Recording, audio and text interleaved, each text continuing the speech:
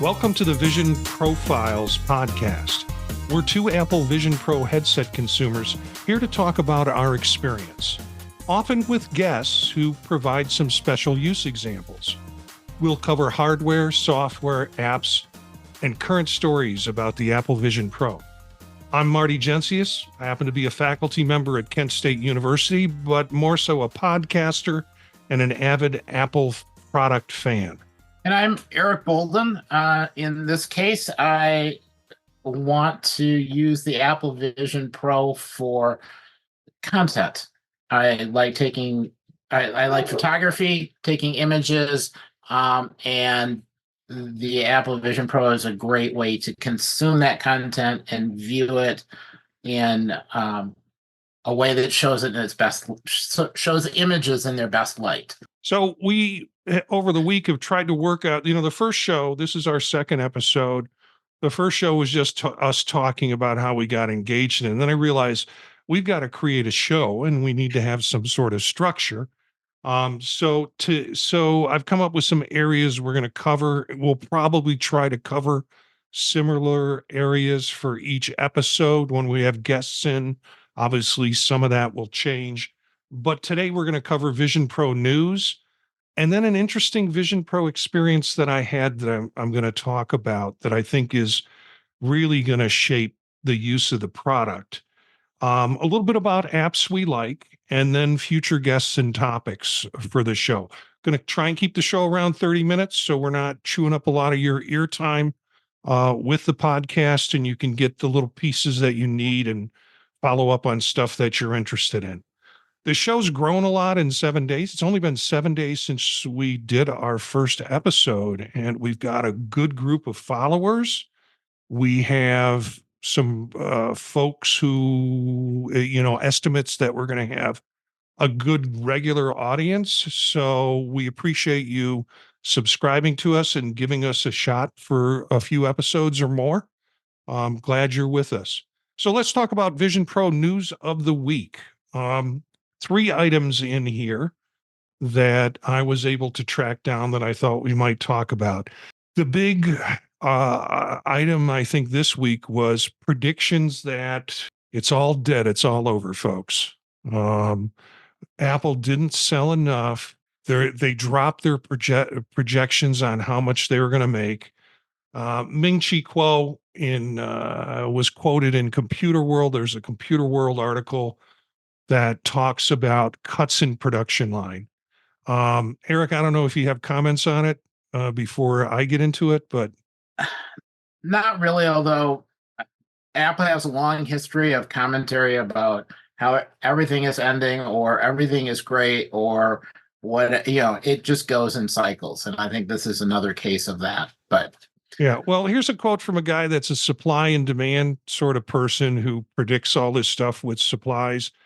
And I think he got the numbers wrong because he projected 500K to 700K of these headsets being produced. And because Apple didn't sell 500K, and first he said they're only going to sell 120K or 125, then he wound up selling 200 or getting pre-orders for 200. The thing that they forgot to include or factor into this was the fact that Sony can only produce so many of these displays. And so that's the bottleneck there in the production. So Apple didn't cut back. They just kind of realized this is what our production's going to be for the year based on how fast we can get displays. So first you have this article, it's all doom and gloom. Then you have articles that kind of say, hey, look at the math. Apple's going to be in this for quite some time. And it's not the big issue that you think it's going to be. That it is, it's going to be a successful product. It's going to take time. It was never going to be one of these get everything at once and get it all at once. They will build on it over a period of years. Maybe find ways to reduce the price, determine what functions they want to have. Those kinds of things will become more apparent as the years go on. The other thing was, well, it looks like we're not going to get a new Apple Vision Pro or a Vision Air sometime in 2026, or they're putting that off. So, that's another sign that the sky is falling and everything's wrong. Yeah, that was a article that I was like, oh, wait a minute, here it comes again. Just like you said, Eric. Very much so. Yeah, and the other thing to keep in mind is all of this is speculation. It's not like Apple came out and said, these are the numbers, this is what we're gonna do, and this is what happened this week. They don't tell anybody that. So Yeah. The people who are using the headset, the ones that I run into, are loving it. They're really enjoying it. We'll talk a little bit later. Something you brought up in terms of fit seems to be a real important thing for folks in terms of comfort. And if you don't win them on that round, you lose them for the whole thing. But the people I know who are using it, like myself, and I think like you, are loving what it can do. Second article is Mark Gurman, buried in an article that talks about all the changes that other companies are going to make to address new iPads from their end, new phones from their end, and then headsets. Meta is going to be now calling it Meta Horizons, and they're opening up their system for their operating system for other people to work with and add in. So it's a much more open system now with Meta. They're going to look more Android-like in that way and try and get people and developers to be able to do it. But Gurman's comment was, don't hold out for 2.0 being the savior of everything. Vision 2.0 is not going to be as exciting as you think it's going to be. Any reaction to that? well, one, Vision 2.0 isn't out yet, so who knows? And two, we had a very early first generation release of hardware, and some feedback is making it back to Apple. The next version of the software coming out won't be as a result of all of the feedback that just happened from Apple putting surveys out. That's all feedback from several months ago going into development. So it's I guess I wouldn't have expected massive changes. It just needs to get better, fix a few things, add in support for other countries as they push the Apple Vision Pro out in more locations. So I'm expecting mostly smaller changes to account for the new locations. So you said something there, and that it should have probably been a fourth story. The survey. Did you get the survey? Did you do the survey? What was Yes. if you did it, what was your reaction to it? It was an interesting survey. I mean, there were a lot of kind of good questions, even some open-ended questions about what products you purchased, how many times did you go to the store before you purchased? Did you do Mhm. the demo? Did you have to swap out different components for fit? The questions about usage. What Right. were the most important things that you used the product for? And questions about features you had used, which was interesting. It's when you go into the store and you do the demo, they don't do anything with FaceTime. Yeah. But the survey very definitely asked questions about, did you use FaceTime?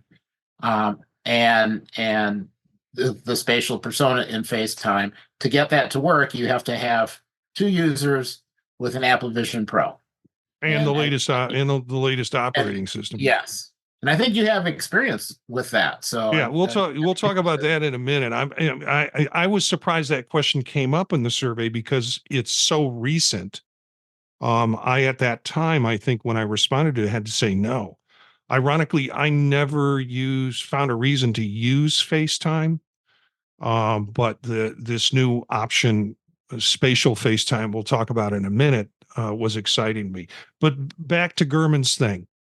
I think if people are thinking it's going to, then first of all, I've seen some changes just with the upgrading the betas that has been helpful in terms of responsiveness and things like that.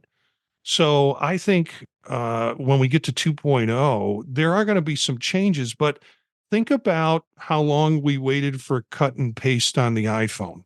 That was, if you say doing cut and paste nowadays, is that a big deal? No, but it was a big deal then when you had a new operating system and you had a new piece of hardware. So what he might think is no big deal, I think there are lots of good ideas out there that could be simple fixes in the software that will be a big deal to people who have the headsets. Yes. So, 2.0 might not bring us, all sorts of crazy animation and stuff that we want and teletransportation, but it's going to be the simple cleanup stuff that we're going to be able to do that I think will mean a lot to users, but maybe not so much to Mark Gurman. I just think he was trying to undersell and get people not too excited about it. I've heard his predictions on software are not as good as his predictions on hardware. But there are a bunch of possibilities for what can be done with 2.0. Multiple user support, me being able to take this and give it to somebody else. They can log in and they've got their own setup now. Will Apple do that? Who knows? It means maybe less headsets. Better gesture controls, better Mac screen support, faster hand tracking. I know you've sent me some games to try out, and I don't I first person shooters or dart throwing. It's like I probably stabbed the dog a couple of times with my virtual darts because I can never get them near the dartboard. So I think there's some improvement that can happen with that. Compatibility with Bluetooth mice would be nice. More lifelike personas, people are saying. They will constantly say that. Um, and more mirroring of Mac virtual displays. So there are some simple things that you can do with the software that would mean a lot to users in 2.0 in terms of changes. Well, and Um, there's yeah. also software updates and applications. So Hmm. like in photos, being able to do more with editing or being able to do more of what you can do in photos on the iPad. Is that going to show up or not? It's hard to tell. Yeah. There's some Yeah. things that look like there are limitations because they needed to ship and get it out with the headset. I'm hoping that there will be feature additions. Yeah, I think hopefully whatever changes occur with 2.0, and if we hear about it at WWDC, it'll mean something to developers because there are an awful lot of iPad apps that are now running on Vision Pro without the tweaks that you could be doing with Vision Pro on it. So hopefully this will be a boost to developers to kind of catch up in terms of what the possibilities of the platform are when the new when 2.0 comes out or is announced, hopefully at WWDC. The last kind of thing that I want to talk about is in news, and I'm not sure how new it is, but spatial persona through FaceTime. You can go on the Apple site and Apple support site and figure out how to do it. As I said, I'm not a big FaceTime user, but it's really pretty cool. And I saw some stories about it, how you can have two people in the same room working on a document and doing things like that. And I thought, okay, well, that's cute.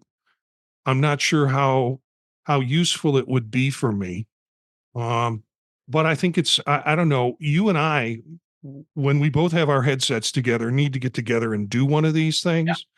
Because there's things that I saw that I'd want to show you to have that experience with. Any thoughts on spatial persona? I'm looking forward to it. This is an off week with hardware for me, so I haven't been Yeah. able to try things, but I'm looking forward to being able to have a conversation with more than one person where you can get audio cues about where the person is. Yeah. Yeah. And for me, I think that would be useful. The most difficult part about this is what to call it. It's spatial persona through FaceTime. Some people are calling it space time. Um, Huh. something, and just spatial persona doesn't include, it just doesn't happen through the headset.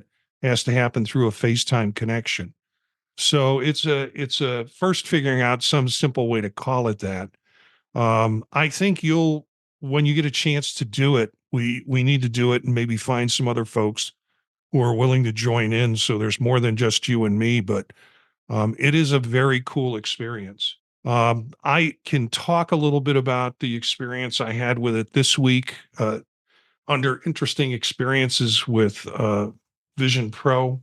There is a platform that I'm using that's an app in Vision Pro, and we're hoping to get one of the representatives. She's already said she'll come on this podcast, so she'll talk more about it. It's called InSpace, space, all one word, INSPAZE. And it's a platform, a social platform, essentially. And they have groups that meet in the evening, and you can set up your own group. And then people, if it's of interest, will come to the group. So it's kind of a nice social gathering, all adults, I think, because I like to say there's a $3,500 admission ticket to this platform. And I know just before you lost custody, um, you had you had gotten into the app. What did you see in it, or how far did you get into it? Because I came in like 2 hours later and saw that you were already there. Yeah, I had a brief time, and just enough time to kind of get some things set up. Um, I was curious about how much customization you could do that would stick around, because I noticed you could put media up, or media on the table and on the walls, but it looked like that maybe just goes away when you leave. I don't know how long it's there for. The media stays. I have changed the albums up on, and they give you a grid of 9 albums, if you want to call it that, record covers. And I've switched them to, and it's singles. It's not the full album. But I've switched it to some things in iTunes, Apple Music, I guess, that are now up on the wall. And the pictures stay.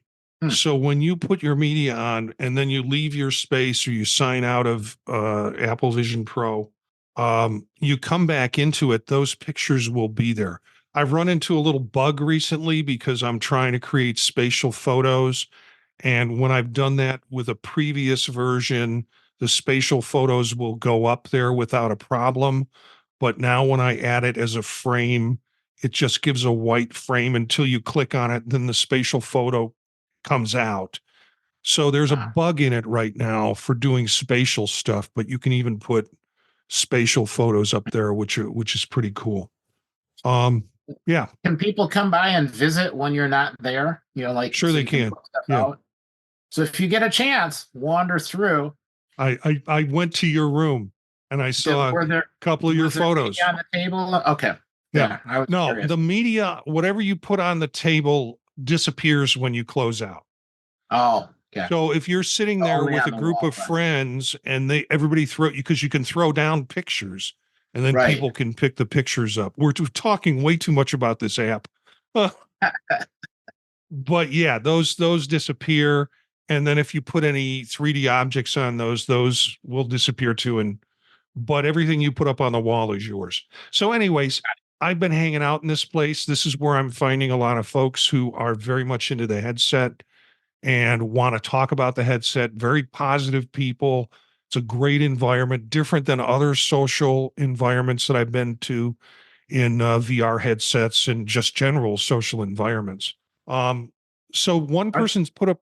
Well, yeah, go ahead. are there particular times of the day that are better to run into people, or does It's it not generally matter? I'm East Coast, and it seems to be active from 9 to 12. In fact, the groups were only set up from 9 to 12 Eastern Standard Time.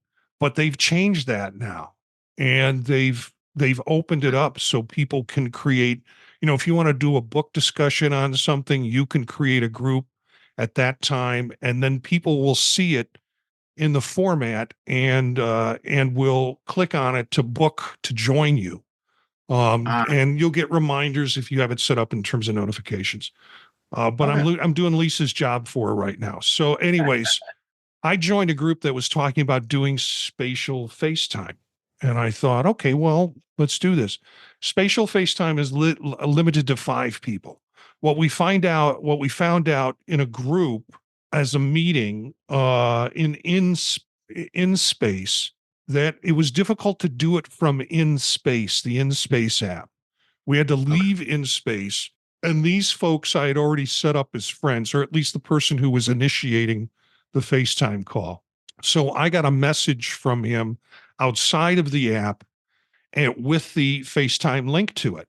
So you get into it, and I'm sitting in my living room, and the first person that I see is from the shoulders and hands and face up is Colby, who initiated this. Um, and so Colby was like, it took them a while for me to get in, frankly, because I was running the beta, the developer beta, and also just the problems of trying to get in through InSpace. So literally we met in space, and then we connected this other way. Then, then along came Ray and Ezra and Kurt. Never met these folks before in my life. Lovely guys, enjoyable guys. And so we're standing, these heads are standing around in my living room, and it's relative height. So I can stand up and I'll be at the height that I am in relationship to the height that the other personas are. Now you've lost that glassy window. It's just a persona that's floating, and you're Uh, having conversation. It's spatial audio. So if somebody's to the left of you, you're going to hear it in your left ear. If somebody's to the right of you, you're going to hear the conversation to the right. You can turn and look at the individual, make eye contact, see the facial expressions, and actually have more of a direct conversation with you if you're making that kind of directional turn towards them. hmm. The cool thing happened next. Colby said, let's watch a movie. So he had, and I'm not sure about this. I think if he could share it with all of us, or if we all had to have the movie. I can't believe we all had to have the movie, but he picked Gravity, which I bought a long time ago, have set it in as a 3D movie, but have never watched it. So what happened was, as we were sitting in a circle, when we started the movie was up on one wall in my room. But then he decided to put us in theater space. And when you're in theater space, everything goes black, and all you have is the screen in front of you. And suddenly these other 4 avatars are sitting in like a movie theater row with me. Huh. And we're having that conversation back and forth and looking up at the screen, and all of us have the best seat in the house because all of us are centered no matter where in the row we are. All of us, from their perspective, have the screen face on. And I can't describe how impactful being in that dark kind of environment space with 4 guys who are friends. One guy's eating his dinner. Kurt's eating his dinner. He's eating spaghetti. So all you see is his mouth move, but no spaghetti. And he's doing dishes, and you can see his hands move like he's cleaning dishes. But it was a wonderful experience. It was a great experience. And the quality of the video was just unbelievable. So that is my cool, interesting experience with Apple Vision Pro. Hopefully you and I will do it and we can talk more about it. They had such a hard time getting me in. They were like, okay, so we want to know what was Marty's first reaction when he first came in, because their reaction was like one of awe. So you'll have to report on your reaction when you first come in, and we'll try and watch a film and take you through the experience. First, we were watching Gravity on the Moon. He put a nighttime Uh, lunar landscape, and then we decided to go into the theater. So it was very cool. So thanks to Ray, Ezra, Colby, and Kurt for helping me out with that. Wow, that sounds like a lot of fun. So hardware, not hardware, any apps. You're fascinated with one that I was able to test out. Yeah, Universal Desktop app. It is so by default, you can take and mirror a Mac display, a single display, into the Apple Vision, and you can move the display around. And the Apple Vision, you can have other app windows open, but you only get one Mac window. The Universal Desktop app is supposed to let you mirror additional windows from the Mac into Apple Vision space. Now, I've only seen it from afar, so I'm hoping you can describe your experience. Well, I bought it last night. It's $7.99. And didn't try it out last night because I left my MacBook up here, up on the second floor in my office, and didn't know if we were going to work on it or talk about it seriously. You put some more stuff in there, and I'm like, okay, well, let me try it out. So at least I have, something to talk about from experience. So about a half hour before we recorded, I went downstairs, put the headset on. One of the things that stopped me last night was you needed to put an app on whatever Mac you're going to use. So I had to go to a website on my MacBook. I have a MacBook Pro M3, and had to get that app loaded and open that app, which then set up a pairing with my headset. So, a series of numbers came up and I had to pair it. I had to do some permissions on my MacBook. Frankly, I don't know what permissions they were because my looking through my headset, it was kind of blurry, and I'm just like, okay, let's just get this thing going. And then restarted it, and it did the pairing, and it gives you a display that has whatever windows you have open at the time. And I could click on those and it would open up the window wherever I wanted to place it. Well, I have Office, I had my Office open, Outlook open in on my MacBook, but I have Outlook on my headset. So I went ahead and put that up. But I really wanted to test Adobe products. So I use Adobe Audition for editing audio, and got it to work, and it was pretty cool. So I haven't had a use case for it, but I got at least 3 or 4 of those windows open. Once you mentioned you wanted to talk about this, I started finding things in Reddit. One guy posted how great it was, but he had to change the Wi-Fi signal. He had to go from 4G to 5G. He did all this tweaking on his router to get the thing to work. I didn't think it was going to be, I'd have the patience or the ability to do it. Just worked right away for me. So I was pretty impressed with it. I think some people have had problems even with just mirroring the Mac to the Apple Vision. If you've got a really bad wireless network, Yeah, that can sometimes be an issue. So maybe that's why he had to do extra tweaking. Yeah, he was talking about going to 2G, and I was like, "You're going to go to a 2G network over a 5G network?" It was just weird what he said. Yeah. In terms of doing it. $7.99 for the app that you purchase for the headset. But the app that you get from the website is free to download. Again, it's only going to work if you have the other app running on the headset. So it's where Universal Desktop app, which is one of the dreams that everybody was. Now, who knows? This thing might get Sherlocked with 2.0. I feel for the guy if it does. He's going to have to come up with a different way to juice it. But it's pretty impressive as it stands right now. So yeah, hopefully he gets a lot of people purchasing it. And for people who really wanted dual monitor displays supported in Apple Vision, this comes pretty close. Effectively you get the one Mac screen and then just throw up app windows. Yeah, you can throw up. I don't know if you can do more than 5, but I haven't tested it. I think he tested it, or the Reddit guy tested it as many apps. This might be worth chasing down to see if we can get the developer on the podcast to talk a little bit more detail about the app itself, but it's worth a look, and it's certainly worth the $8. Universal desktop app. You wanted to talk a little bit about fit and the Yeah. discouragement. So in hanging out in Mastodon and kind of reading the comments and then watching some of the YouTube videos from people who tried the headsets really early on. Some people were successful and had really good experiences, and things worked well, and they're very positive. Other people, their comments, yeah, it was good, but after 30 minutes, it was uncomfortable, and I didn't want to use it more. Some people said, oh, I had a bad experience right from the very, very start.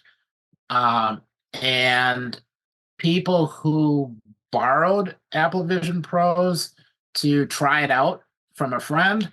I think some of them also had good experiences, and some of them had really poor experiences. And I think a lot of it just comes down to the fit wasn't quite right for the user. So there's a pad that goes right next to the face. There's a kind of a shell around the Apple Vision Pro screens to kind of keep it dark, and each of those is sort of custom fitted to the user. And when you go in and you get the Apple Vision Pro, there's an iPhone that goes and measures your face and suggests of the right fitting. And I don't understand how the numbers correlate to anything, because it doesn't seem to make sense to me, but it gives you something that in theory works, and it's pretty close.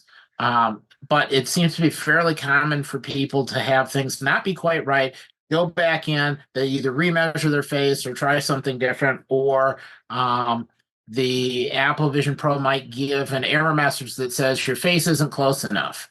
And some people just cinch it up tighter and pull your face in closer, which leaves pressure on your cheekbones or on your forehead. And that's an indication that perhaps the fit isn't correct.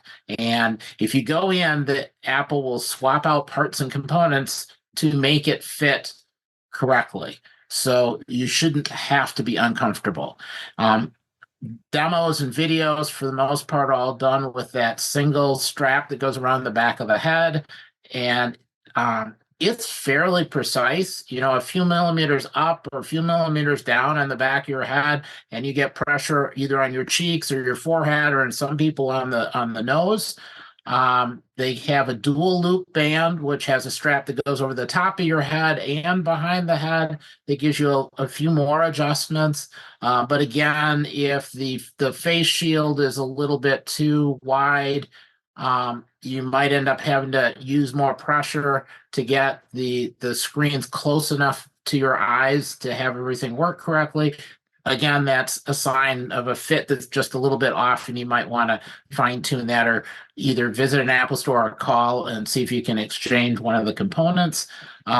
Once you get everything there, you should be able to pretty much set the headset on your head. You shouldn't have to cinch anything up super tightly. It should kind of sit there, and the tracking then should work correctly. You shouldn't get errors saying your eyes aren't too close enough, that kind of thing. And it should feel comfortable for a good amount of time.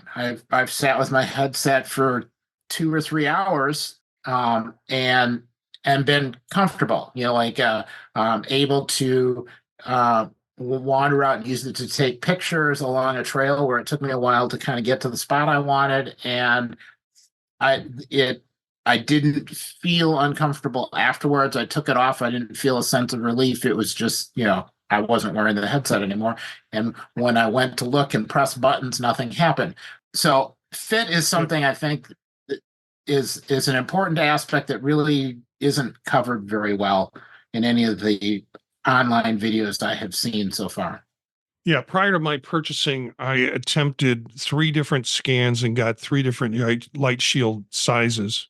The first time I did it with my glasses on, because, you do face scans with your glasses on with the iPhone. and somebody said, take your glasses off, stupid. And so I did it again, wound up ordering 2 different size light shields. With it comes, when you purchase it, with it comes cushions for if you're using inserts or not using inserts. So the cushion is a different size that you wrap around the light shield, but it takes a while. But I lucked out. I found a combination that works well for me and haven't looked back. Really haven't had the kind of discomfort that people have expressed. But I'm a glutton for punishment and have a high tolerance of pain. Just ask my dentist. So I have a tendency to ignore things. It's part of my Catholic upbringing. Just ignore the painful stuff. It'll go away. So yeah, I think fit is real important. I'm starting to see sort of extra straps that people are producing in third party, shields that you put up on the front of your head that adjust the weight a little bit. I've been tempted to purchase those just to play with them, but then again, I don't want to dissect my headset. I'm using the dual strap. Started and for the longest time used the single, then switched to the dual. And occasionally, if I fly, I'll do the single because it's just easier to manage than the dual straps. But fit is really important, and don't be turned off by it. Just go back in the store and have them help you get it right. So good point. We've gotten through a long show. I want to tell you that I've made some contacts, and hopefully we'll have Lisa from InSpace coming in to talk about the app. Jesse Barrios had reached out to us about Desktop Aquarium, which is kind of a cute little app. It's adds a little spice into your space. It's got a clock on it, and it's got a battery thing on it. So that's nice too. So you never have to guess where you are in terms of power or time. Ezra, who I mentioned with the spatial FaceTime, is interested in coming in and chatting. And we're always looking for people to join us, not just to talk about an app, but maybe comment on some of the stories that we run into during the week. Do you have any final thoughts, Eric? No, but I'm really looking forward to trying out the aquariums. It's pretty cool. So yeah, there's a couple of options for the aquarium, and we can ask Jesse about it too. So we'd like to hear from users who have ideas, and there's an invitation for you to join the show for an episode. You can contact us via email through visionprofiles.podcast@gmail.com. Easiest thing to find out more about us is to go to visionprofiles.info. That's the website. Some things I have to update on that. But you can find us. There's a contact sheet there that will send an email to my account, and we'll be able to hook up and get together for a show or an episode if you're interested. I'm glad you're listening to the show. Please share it with other Vision Pro visionaries, if you like to call them that, or even folks who are just fascinated by the technology. So Eric and I thank you for listening, and we'll see you spatially next time.